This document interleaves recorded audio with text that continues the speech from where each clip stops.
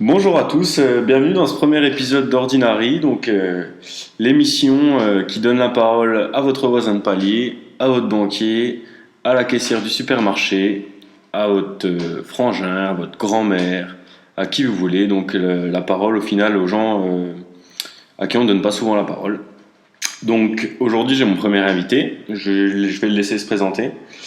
Il me faudrait ton prénom, ou tes prénoms si tu en as plusieurs. Lucas, Claude, Pierre-Alain. Il me faut mon numéro de sécu aussi. Non, ça ira, pas besoin. Alors, Lucas, Claude, Pierre-Alain, est-ce que tu as un surnom? Non. Non, ok, pas de surnom spécial, ça marche. T'as quel âge, Lucas? J'ai 22 ans. Ok. Lieu de naissance et de résidence actuelle? Montbéliard et je vis à Hérimoncourt malheureusement. Donc, t'es resté dans le même coin? Je suis resté quelqu'un de très régional. Un bon petit franc-comtois. Comme moi, ça peut peut-être s'entendre dans mon accent aussi. Lucas, est-ce que tu es en couple? Est-ce que tu es marié? Je suis en couple et le mariage est pas dans les tuyaux pour l'instant. C'est pas à l'ordre du jour, ok, je comprends. Et ça fait longtemps que tu es en couple? Depuis fin juillet.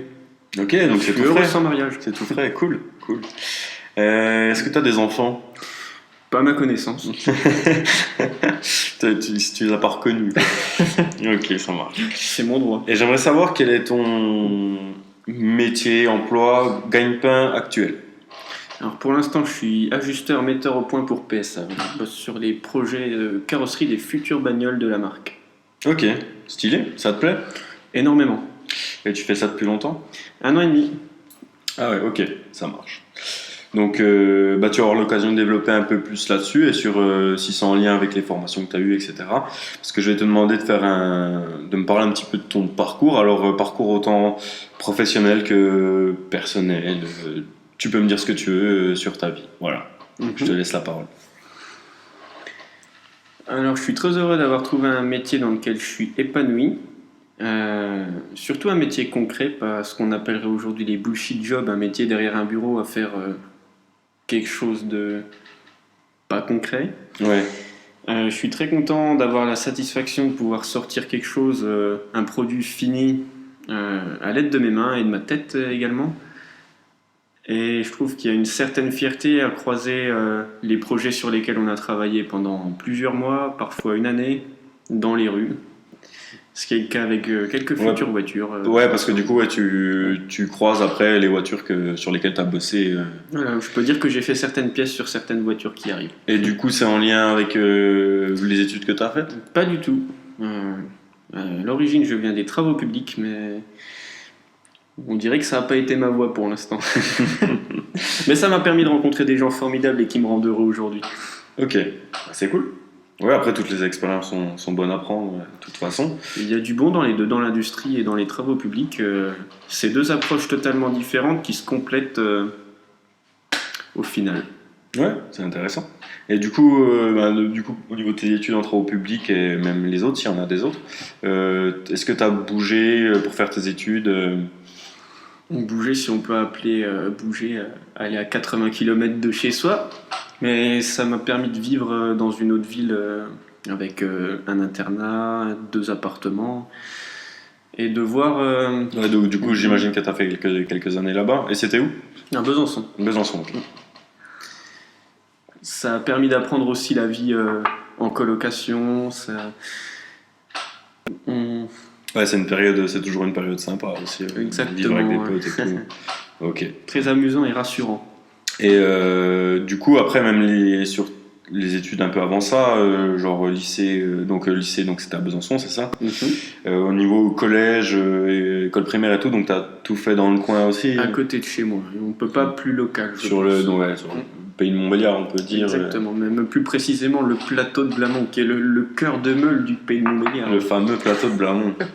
Ok, ça marche. Et niveau perso, t'as des frères et sœurs? Et j'ai 2 sœurs. 2 frangines, ok. Plus jeunes, plus vieilles? Une 2 ans plus jeune et une 12 ans plus vieille. Ok, ça marche. Donc on va passer, voilà, on a fait un petit topo sur ton parcours. On va passer à des questions un petit peu plus précises. J'aimerais que tu me dises si tu as une ou plusieurs passions. Et donc, quelles sont ces passions? Alors, j'ai effectivement plusieurs passions, même un peu trop de passions pour pouvoir me consacrer à toutes en même temps. C'est-à-dire que pendant une certaine période, je vais me consacrer à une passion et passer à autre chose quelques temps pour y revenir plus tard. La première, je dirais que c'est la modélisation 3D. Ça me permet de créer toute pièce quelque chose qui reste virtuel, certes, mais d'avoir la satisfaction de passer du temps, parfois plusieurs heures, même plusieurs semaines, après un seul objet. Et T'as appris tout seul, donc la modélisation? oui, en autodidacte. Ok. Et cette satisfaction de pouvoir créer un petit monde virtuel, je la trouve assez plaisante et c'est ce que je retrouve dans une autre de mes passions, le dessin. Le fait, oui, de C'est un pouvoir petit créer peu en son lien, univers. du coup, ouais. Il y a aussi la lecture, mais ça c'est plus général et puis c'est plus courant Ouais, mais n'empêche par rapport à mon que. emploi du temps. Ouais, non, mais c'est bien de le dire parce que donc tout le monde prend pas du temps, accorde pas du temps à la lecture déjà. Ok. Et voilà, c'est un truc qui te fait kiffer du coup la lecture aussi. Ça marche, ok. Et il y a encore d'autres trucs? En ce moment, j'aurais tendance à dire faire de la moto, mais on est en plein hiver, il fait un peu froid, donc je vais m'abstenir. Ouais, je rappelle tout le monde qu'on est en Franche-Comté et qu'on est donc au mois de novembre, donc. Il a déjà neigé. Ok. Est-ce que tu as des origines, lointaines ou pas, ailleurs qu'en Franche-Comté, du coup, au niveau de ta famille? Alors je vais dire polonaise par mon arrière-grand-mère parce que c'est classe. Plus classe que de dire que toute notre famille vient de Champagne. C'est un peu plus exotique, même si Oui. le mot exotique est avec la Pologne, mais voilà. Il y a des bruits qui courent comme quoi en Champagne. Ok. Ouais, donc, donc origine polonaise un peu plus lointaine, et puis sinon plus proche, Champagne. Ok. Très belle raison, la Champagne. Notez que je n'en tire aucune fierté. Mais tu devrais. T'es un bon produit du terroir français, comme on pourrait dire. Il paraît qu'on fait du vin qui pétille. Ouais, du très bon vin Quelle qui drôle pétille. d'idée. Et du coup, quand t'as envie de faire la fête, de sortir et tout, qu'est-ce que t'aimes faire? Tes sorties? Mes sorties idéales, c'est avec une bande d'amis très complémentaires et que j'aimerais inséparables. Des soirées à base de musique, de discussion, d'alcool et pourquoi pas plus. Ok, cool. Donc, en gros, passer du temps avec tes amis. Exactement. Et puis, donc, du coup, quel genre de sortie? Plutôt boîte de nuit, plutôt concert ou... Non, plutôt concert, plutôt soirée à la maison. J'aime pas trop les boîtes de nuit. Plutôt soirée dans des bars. Ok. Mais pas en mode pilier de comptoir, plutôt en mode. Ouais, ça bouge un peu. Et... Voilà. Ok, ça marche. Et du coup, question inverse. Donc, je t'ai demandé pour tes sorties, quand tu bouges et tout. Mais du coup, quand tu glandes chez toi, le dimanche ou autre, qu'est-ce que t'aimes faire quand tu glandes? Alors, regarder des films et des séries. C'est la base. Dans de bonnes conditions, j'entends, c'est-à-dire pas sur un écran de téléphone. J'aime aussi lire. J'aimerais pouvoir lire un peu plus souvent. Et sinon, c'est un peu tout pour le côté de la glande, je pense. Ouais, c'est déjà pas mal. Et du coup, question qui n'a rien à voir. Mais est-ce que tu as des addictions ou des choses dont tu aurais du mal à te passer? Des Dans la- addictions, non plus maintenant. J'en ai eu. Mais par la force de la volonté, j'ai réussi à m'en passer. Eh ben, c'est tout à ton honneur. Ok. Et donc aujourd'hui, il n'y a pas d'addiction. Le tabac, si on peut le considérer comme une addiction. Ah ouais, carrément. Ouais. Ok. Donc tabac, et puis bon, c'est déjà pas mal. C'est déjà trop, on va dire. Est-ce que tu as des tatouages, piercings ou autres modifications corporelles? Pas encore. Est-ce qu'on compte les cicatrices comme des modifications corporelles? Modifications corporelles involontaires, du coup. Oui. Ok. Je me scarifie pas encore. T'as beaucoup de cicatrices? 4. Ah ouais, c'est déjà pas mal. Des grosses cicatrices ou... Des petites. Ok. Et c'est genre des trucs qui datent de ton enfance ou plus récents? La première, je devais avoir 11 ans. Ok. Et la dernière? Je devais avoir 22 ans. Ah oui, donc c'est tout frais, ok. Ok, donc on a fait un petit topo général sur toi, on va dire. On va passer à une petite rubrique que j'aime à appeler, donc ça évoluera peut-être, parce que je rappelle qu'on est sur le premier épisode de Ordinary. La rubrique Voyage dans le temps. J'ai deux petites questions dans ma rubrique Voyage dans le temps. La première, c'est sur ton existence. Si tu pouvais voyager dans le temps et retourner à une année ou à un moment précis, lequel est-ce que tu choisirais? Je choisirais un moment de mon enfance pour le côté nostalgie où mes deux parents étaient encore là et ensemble. Euh, À l'époque où ils vivaient ensemble, ma mère me faisait danser sur une musique qui me rappelle énormément de souvenirs, un titre de Louise Attaque, pas un titre en particulier, mais un titre du groupe Louise Attaque. Et j'en garde un très bon souvenir, mais Avec quel âge à peu près? je devais avoir 5 ans, Du coup, ça te ferait retourner en 2003, un truc comme ça? 2002-2003. Ouais, ok, ça marche. Et du coup, deuxième question, voyage dans le temps. Là, du coup, voyage dans le temps un peu plus général, donc pas forcément que sur ta vie, mais si tu avais l'occasion de visiter et de voir une autre époque, laquelle tu choisirais? C'est compliqué ça comme question. Euh,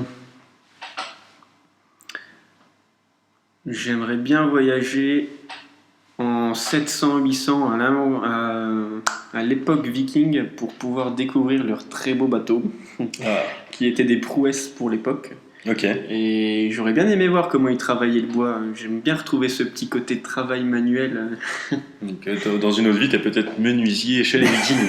Ok. Ok, stylé, bon choix, ouais. Bah après, c'est clair que c'est vaste comme question, il y a plein de choses intéressantes à voir. Il y a tellement d'époques dans lesquelles j'aimerais bien retourner. Donc, du coup, tu serais plutôt viking. Mm. Ok, ça marche. Et deuxième rubrique, du coup. Je suis pas sûr de garder ce mot rubrique, mais pour le moment, c'est bien. Je vais te demander, donc là, on est sur une thématique plutôt voyage, trip. Et d'après toi, quel est le plus beau voyage que tu as fait dans ta vie? Et donc, plus beau voyage qui te laisse les meilleurs souvenirs, où tu as passé les meilleurs moments. Voilà. Tu peux en dire plusieurs si tu arrives pas à en sélectionner un. Il y en a effectivement plusieurs.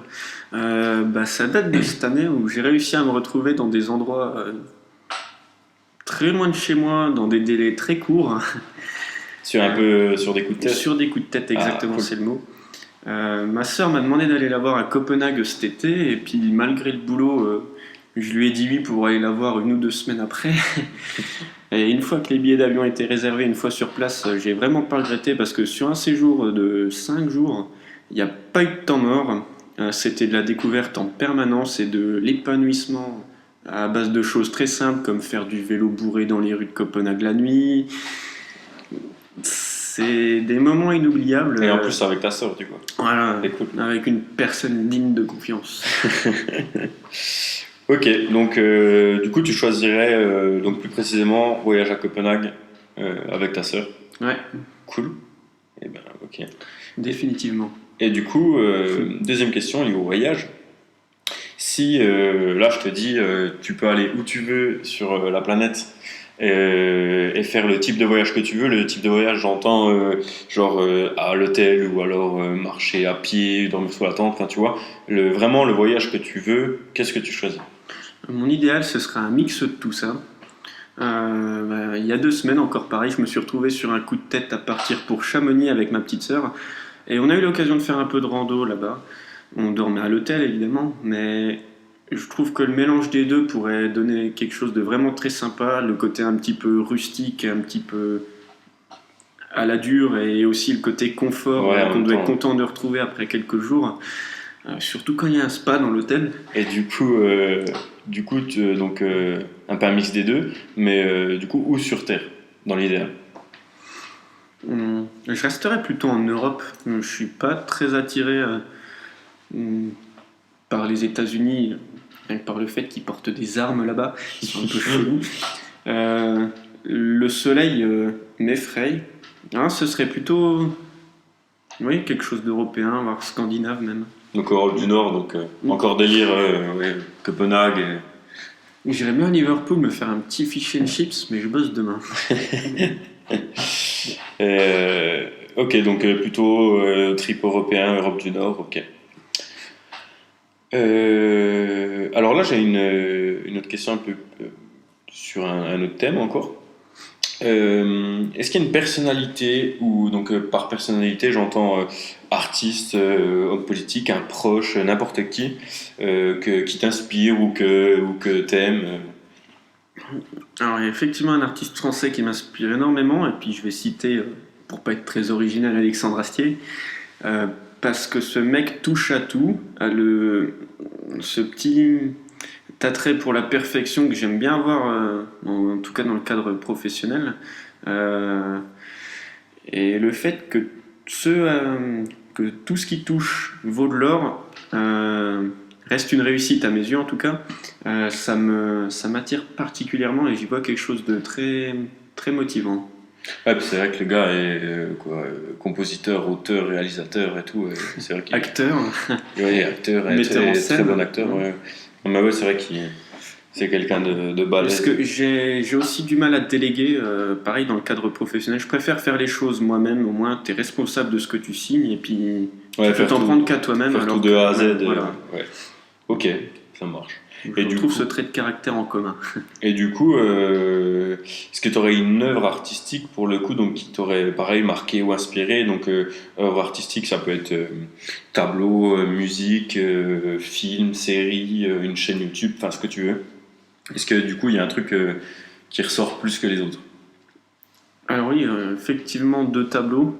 Deux tableaux de Vermeer, le géographe et l'astronome.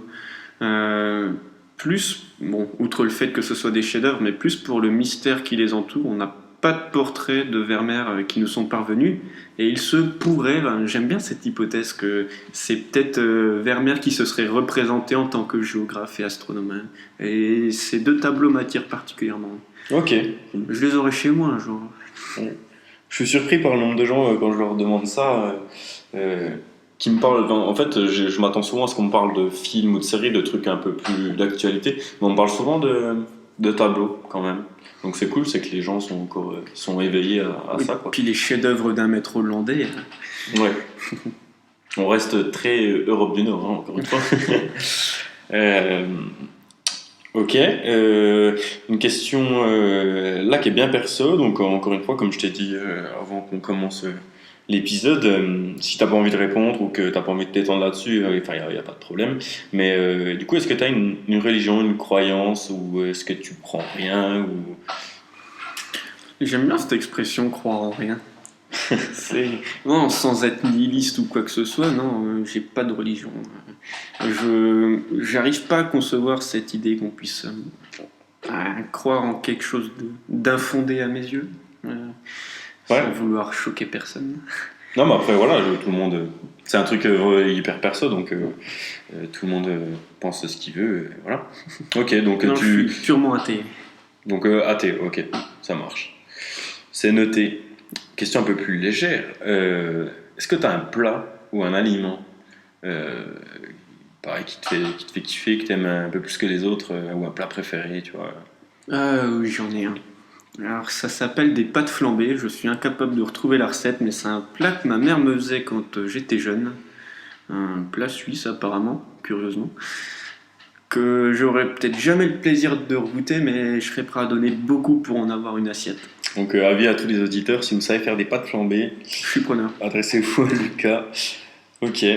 Et, et pour conclure un peu tout ce paragraphe-là, est-ce que tu as une anecdote sur ta vie, un truc insolite, marrant, ou même que juste que tu as envie un truc que tu aurais envie de raconter, que tu as envie de partager du coup là? Alors c'est pas nécessairement quelque chose de très drôle, mais ça peut être quelque chose d'inspirant dans le sens, après avoir vécu un drame, on a plus cette sensation d'avoir envie de faire ce qu'on veut.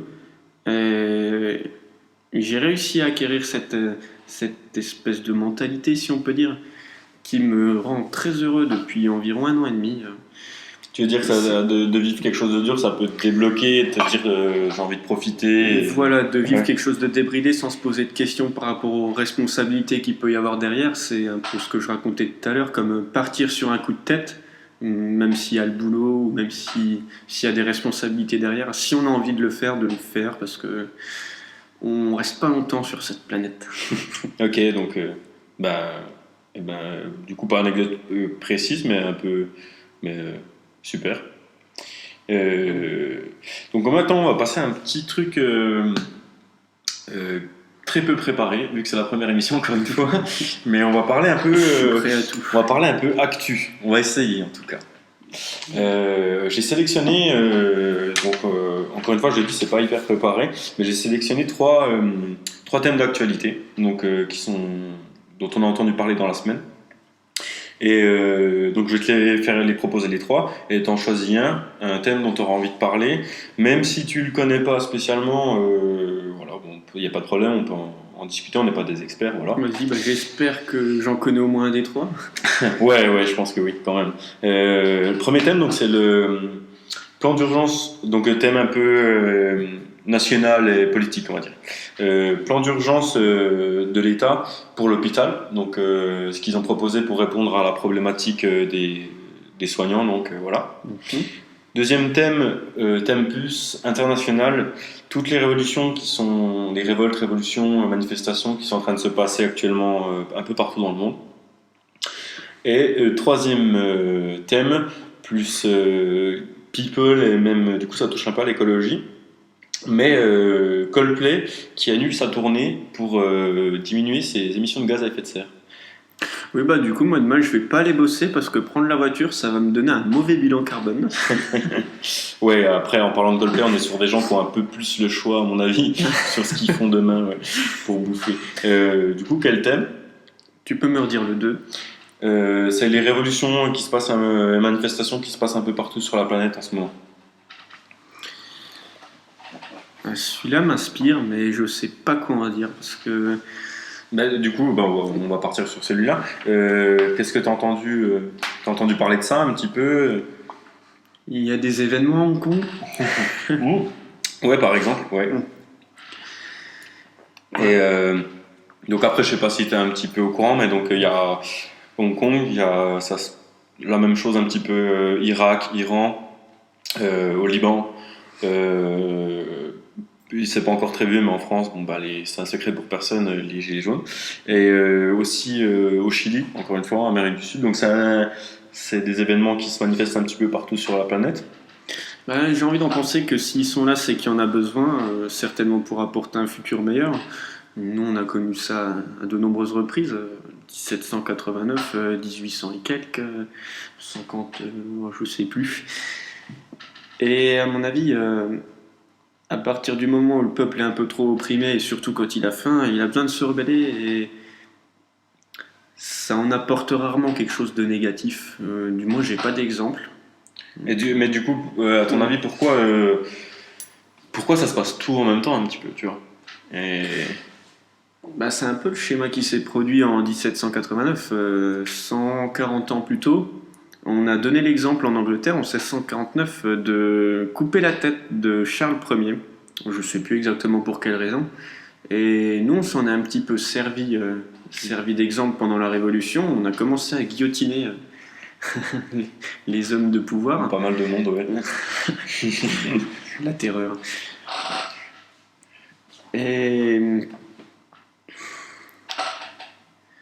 du coup, ça, en fait, le fait que ça, qu'il y a eu un événement c'est une impulsion, en Angleterre, voilà, c'est ça. Okay. Petite étincelle qui met le feu aux poudres.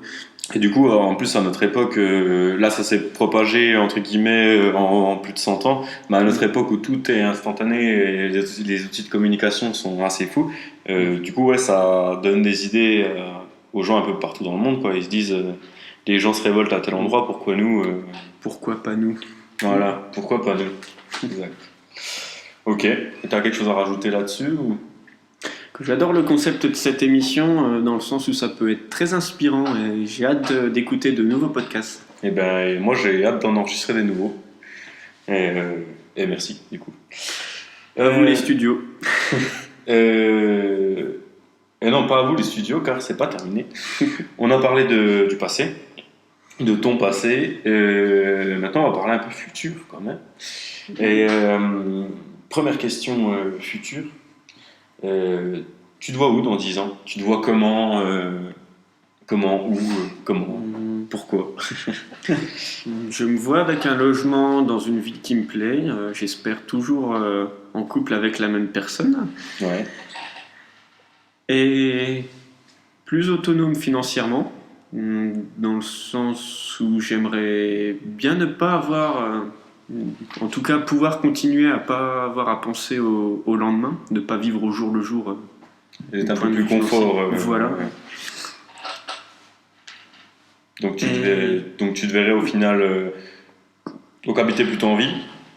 plutôt, Plutôt en ville, grosse ville ou... off, entre Lyon et Besançon. Ouais, ça donne une assez grosse fourchette du coup. Monde. Ok. Donc, Et pourquoi pas papa?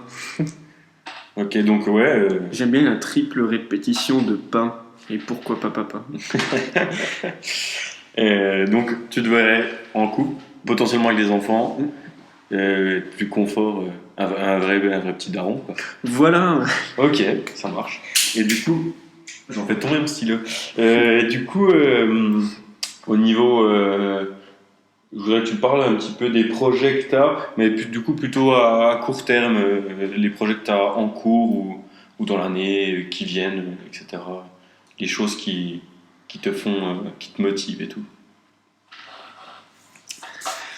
Alors à court terme, je voudrais bien acheter une moto très rapidement pour être prêt pour les beaux jours, un appartement également pour pouvoir le louer et m'assurer un petit complément de revenus. Je voudrais bien aussi avoir un peu plus de temps libre pour pouvoir profiter de mes proches et de ma copine.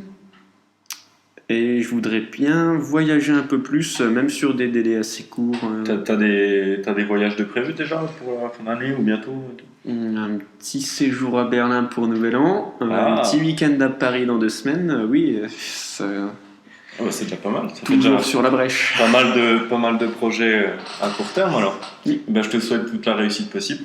Merci. Et puis ben, merci d'avoir accepté que je t'enregistre et tout, c'était bien cool. C'est un plaisir. Et donc on se retrouve tout bientôt pour un prochain épisode de Ordinary.